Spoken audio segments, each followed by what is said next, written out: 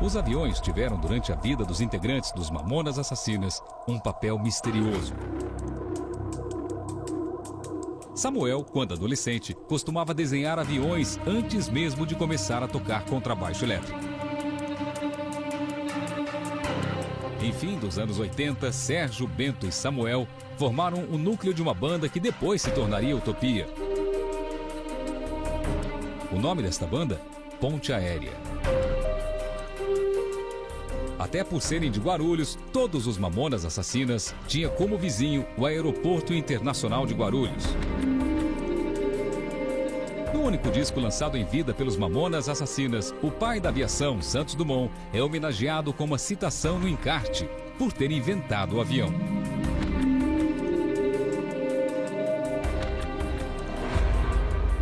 Um trecho da música 1406 cita um avião.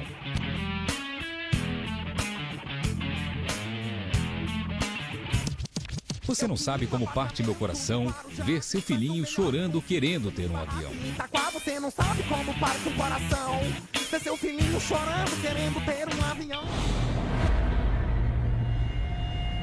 Há histórias não confirmadas dando conta que em algumas oportunidades Dinho teria chegado a assumir o lugar do piloto durante as viagens do grupo.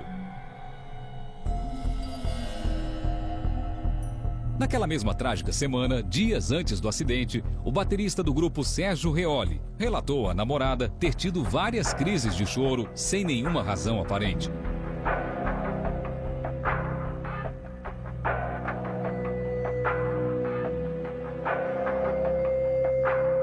Mas entre os presságios que antecederam o acidente, o mais impressionante é um vídeo gravado no próprio dia 2 de março de 1996. Quando Júlio Hazek foi ao cabeleireiro. Durante uma brincadeira, Júlio muda o tom e faz referência a um sonho que teria tido. Um sonho premonitório. Boa viagem.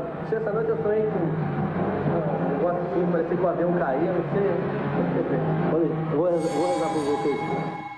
A explicação do Departamento de Aviação Civil para a tragédia que matou os Mamonas Assassinas foi uma operação equivocada do piloto. Realizamos uma simulação de voo para compreender melhor o que de fato aconteceu na noite do dia 2 de março de 1996. Nós estamos aqui no voo do dia 2 de março de 1996.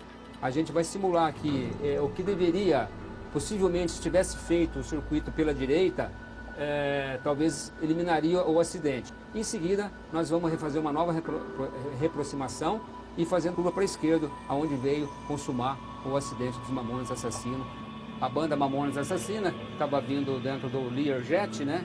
É um jato executivo, procedente de Brasília, com destino a Guarulhos. Quando ele entrou numa condição de finalização, ou seja, de interceptação final da pista, havia alguns indícios de desalinhamento. Então ali, ó, aqueles dois pontos luminosos são a pista, né, ó. Essa seria a 09 da esquerda e essa da direita. Ele estaria um pouco mais à direita aqui da pista, digamos assim, ó, né, do alinhamento, ó, né, quando na realidade nós deveríamos estar bem aqui, ó. A aeronave continuou veloz e a mais ou menos a 800 pés houve então a necessidade da remetida. Então, o que seria correto de ter sido feito, conforme rege os procedimentos de Guarulhos? A remetida em frente e sempre pela direita. O piloto optou pela esquerda. Então aqui, a partir desse momento agora, eu estou atingindo a altitude de tráfego de Guarulhos. Então eu já vou reduzindo a potência do motor, né? E vou iniciar uma curva para a direita, na qual que era o recomendado. Agora é o que o piloto realmente fez e acabou se terminando no acidente que gerou o final da banda Mamonas Assassinas. Então, nesse ponto aqui, o piloto se viu que estava fora da configuração de pouso para o equipamento que ele estava no momento, que era um Learjet. Então, ele tomou a decisão de fazer a remetida. Então, a remetida é potência máxima, traz o nariz do avião para pitch, subindo, mantendo o eixo da pista, faz a configuração de positivo climb, lane gear up. Em seguida, apaga os faróis de pouso, recolhe os flaps, configuração de subida da nave e reduz a potência. E aí então ele toma a decisão de fazer essa curva pelo setor norte do aeródromo, que não era o setor recomendado para se fazer esse tipo de aproximação pela esquerda, partindo de Guarulhos. Nesse momento, a aeronave de alta performance, uma velocidade alta, na qual o risco, digamos assim, desse arco de curva ser bem maior, e está ingressando para dentro da serra da Cantareira, onde veio a consumar o acidente. Talvez o motivo desse gerenciamento de cockpit e assessoramento de copiloto, não sei, leva a crer que o fator humano tem contribuído. Então, como pode ser visto aqui, ó, a área é uma área escura, onde os morros ficam invisíveis. Então, o piloto veio descendo para a altitude de tráfego e sem a visão da frente, né, porque é tudo escuro, aí então veio a colidir e consumar o acidente. Isto foi a batida do avião, ó, a queda no morro e a destruição total da aeronave. E assim termina o voo dos Mamonas Assassinos. A lista de celebridades que perderam sua vida em quedas de aviões é longa. O mais famoso talvez seja o acidente aéreo mostrado no filme La Bamba, que aconteceu em 3 de setembro de 1959 e acabou interrompendo a trajetória de sucesso de 3 ídolos da juventude, Rick Valens, Buddy Holly e Big Bopper. Em 24 de junho de 1935, o maior nome do tango argentino, Carlos Gardel, morreu quando um problema no trem de pouso jogou seu avião contra outra aeronave, causando grande explosão na hora da decolagem do aeroporto de Medellín, na Colômbia.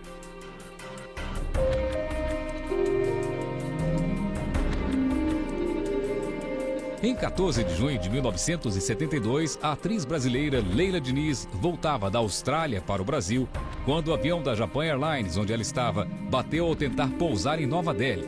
Segundo autoridades indianas, o piloto errou ao abandonar cedo demais os procedimentos conhecidos como regras de voo por instrumentos usados quando não há visibilidade. Apesar de ter vivido apenas 35 anos, Stevie Ray Vaughan é considerado um dos guitarristas mais influentes da história da música. Em 27 de agosto de 1990, no Wisconsin, Estados Unidos, quando partia para uma apresentação, Steve sofreu um fatal acidente de helicóptero.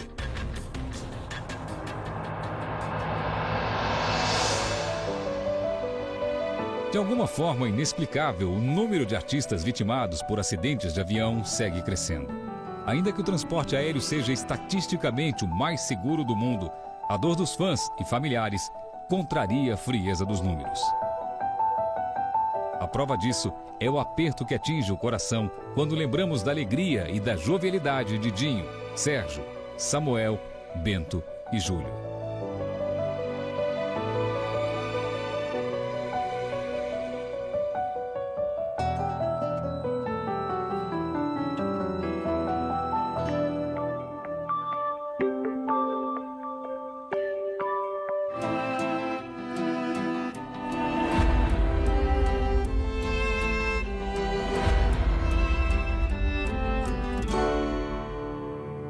O velório e enterro dos Mamonas Assassinas no dia 4 de março de 1996 foi marcado por uma comoção geral só vista quando da morte de Ayrton Senna, 2 anos antes.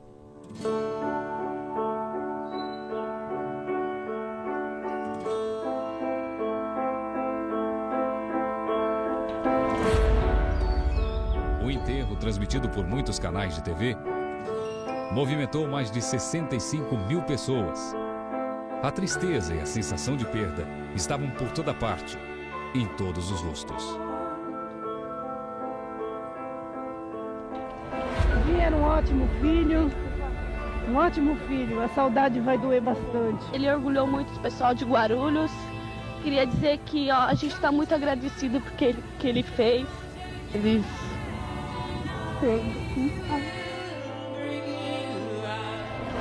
Então, eu soube do acidente, eu estava em casa à noite, eu poderia ter ido para Brasília, mas eu não quis ir, porque depois a gente ia ir para Portugal, era uma viagem de divulgação do sucesso que eles estavam fazendo lá em Portugal, ia ser uma coisa muito cansativa, e uma pessoa da equipe me ligou na minha casa e me contou, falou, olha, o avião dos Mamonas desapareceu. Essa notícia me fez ficar um pouco paralisado durante quase um mês, assim, foi difícil para mim retomar minhas atividades, porque não eram só os meus artistas, eles eram meus amigos, a gente estava fazendo tudo junto, né? Então o que eu lembro de mais forte, assim, foi aquela tristeza absurda e o choque da perda de uma coisa interrompida, de uma coisa tão grande e tão bonita, tão bacana que estava acontecendo, ter sido interrompida assim tão bruscamente.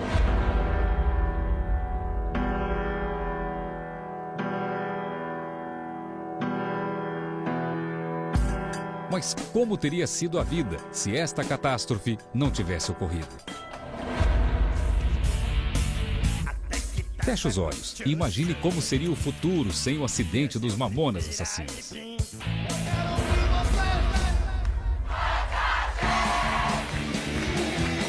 Quanta alegria, olá! A minha felicidade é um crediário nas Casas Bahia. O monstruoso êxito do primeiro disco do grupo e o modo trágico e rápido como saíram de cena só fizeram aumentar as especulações sobre como seria um segundo disco dos Mamonas Assassinas. Eu posso dizer o seguinte com a experiência que eu tenho de mercado hoje. O segundo disco seria mais sucesso do que o primeiro e depois os Mamonas iam conseguir fazer alguma coisa muito grande, se reinventar. Eu não sei se necessariamente somente na música, mas eles deveriam estar na televisão. Todos sabemos que discos e vídeos póstumos foram lançados, mas não se pode comparar este material, que inclui músicas descartadas, eventuais versões ao vivo, como um disco pensado e produzido sob a inspiração do sucesso. Eu não fico pensando o que eu vou fazer, o que eu vou falar, simplesmente me vem. É como um peido, flui naturalmente de dentro eu solto.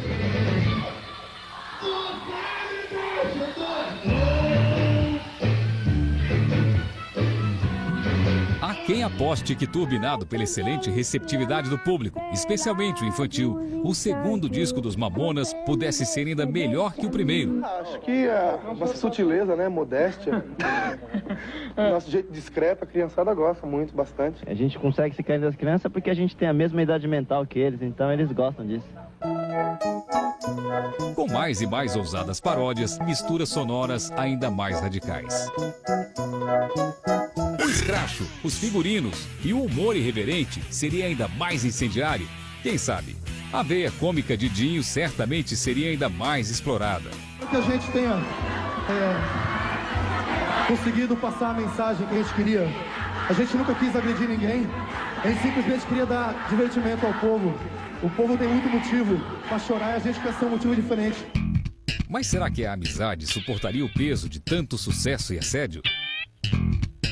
Já vimos a vaidade e o excesso de exposição terminar em parcerias e carreiras promissoras na história da música.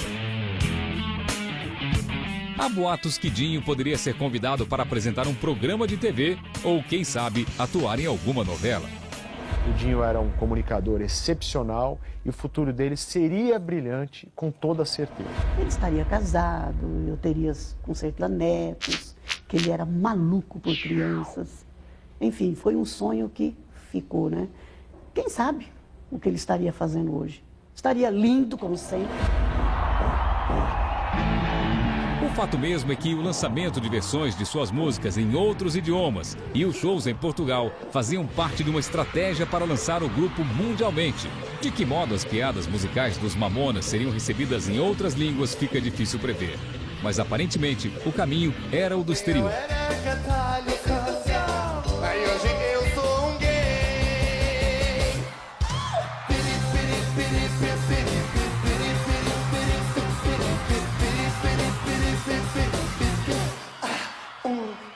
Que o baixo é tudo, a bateria é tudo na banda, cara. O fato é que 18 anos após o desaparecimento dos Mamonas Assassinas, seu trabalho ainda seduz gente que nem os viu com vida.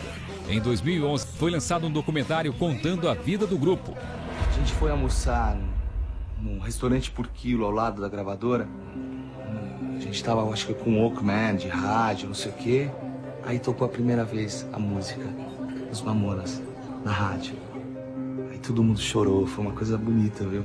Tudo aconteceu muito rápido, o show foi em abril, em maio eles estavam mixando o disco, quando foi em julho já estava estourado nas rádios a música deles. 104, alguma coisa privada FM, onde quem faz a bosta é você, sucesso!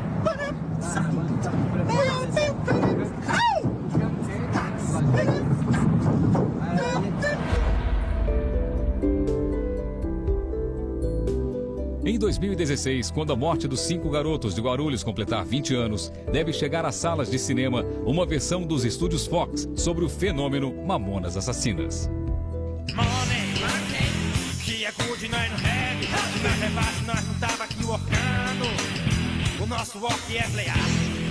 Enfim, o desejo alegre e quase inocente de sucesso de Dinho, Júlio, Samuel, Sérgio e Bento segue inspirando outros músicos sonhadores.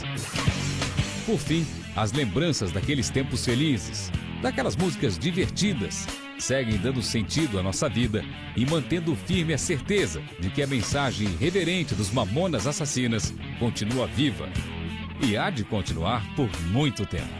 Toda essa história, ela não é somente uma história de uma banda de rock que eu produzi e nem uma história musical e somente um fenômeno do mercado de discos.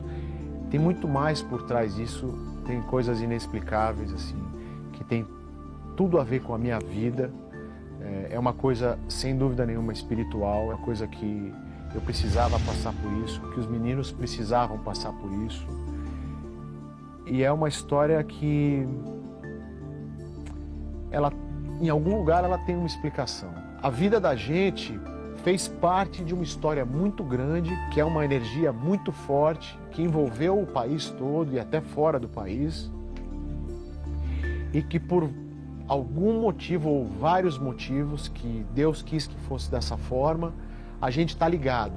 Então todas as pessoas que vibraram junto com os Mamonas fizeram parte e devem sentir um pouco do que eu estou sentindo agora.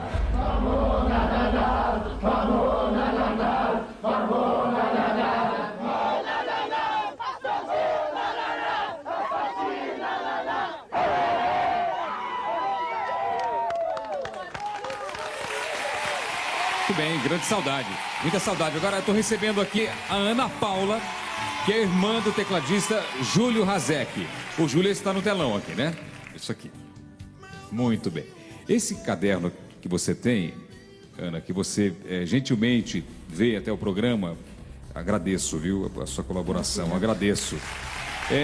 Esse caderno aqui era uma agenda de anotações do Júlio. Isso, era dele, Ele levava nas viagens, não ficava só em casa? Nas viagens, nas aliás, viagens. Em todos os lugares, né? Deixa eu mostrar pro pessoal de casa, ó. O Júlio, tecladista, foi ele que teve aquele sonho, não foi? Exato, que o avião cairia.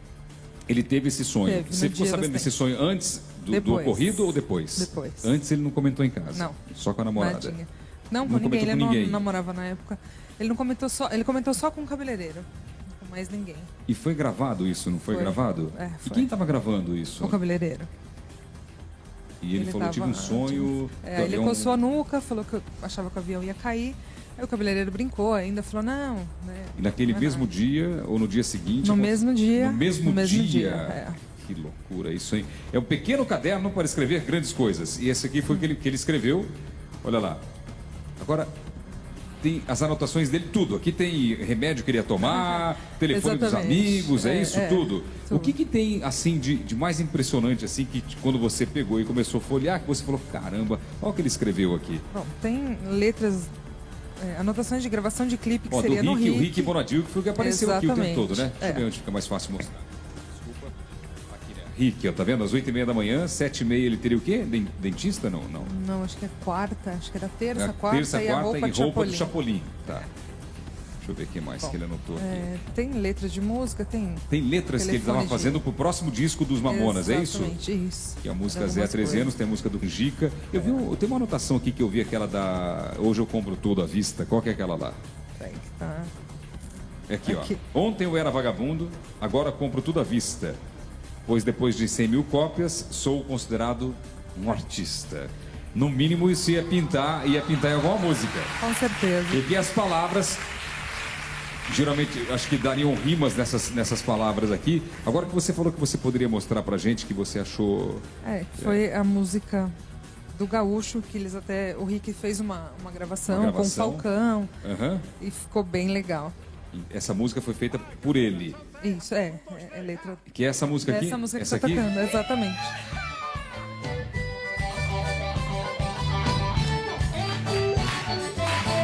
Vamos ver. Todo bom gaúcho, eu levanto de manhã. Essa música seria do segundo álbum dos Mamonas, seria? Sim, exato. E o Rick Bonadio, que foi o produtor do primeiro, produziu e... Quem cantou essa música? Foi uma banda gaúcha e com o Falcão, que fez uma participação, que fez a parte do nordestino dando uma... Zoando também com os gaúchos. Entendi, da zona com os gaúchos. Ele já tinha uma música dessa parecida, né? Que zoava com os gaúchos, não tinha? Aqui tem uma outra letra, que é Manguila. Como que ele estava vivendo o momento de sucesso dos Mamonas? O que você sentia em casa dele? De felicidade, né? Eu acho que ele sempre quis, né? Eles sempre quiseram viver de música. E sempre tiveram muitos nãos. Então, acho que viver de música para ele era tudo. A família já superar é difícil, mas aquela dor imensa de uma notícia repentina, assim, que abala todo mundo, que todo mundo fica sem chão. Como que tá hoje a família? A gente vai vivendo. Vai vivendo. Não é... A gente não esquece dele nunca. Aliás, de todos eles, porque acho que todos os 5 eram irmãos, assim, estavam sempre em casa. Então é difícil falar que só lembro do meu irmão. Mas eu acho que pai e mãe é sempre mais difícil, né? É verdade. A gente que é irmão, a gente vai... Né, o natural da vida é que os pais acabam indo primeiro, mas no caso desse aí... Bom, dá um beijo carinhoso a toda a sua família. Quero agradecer, o programa está terminando agora. Valeu. Obrigado, guarda com carinho essa lembrança aqui. Obrigado, Ana Paula. Obrigado, um beijo carinhoso para você. Obrigado. Recebendo aplausos mais uma vez da nossa plateia. E o programa acabou aqui.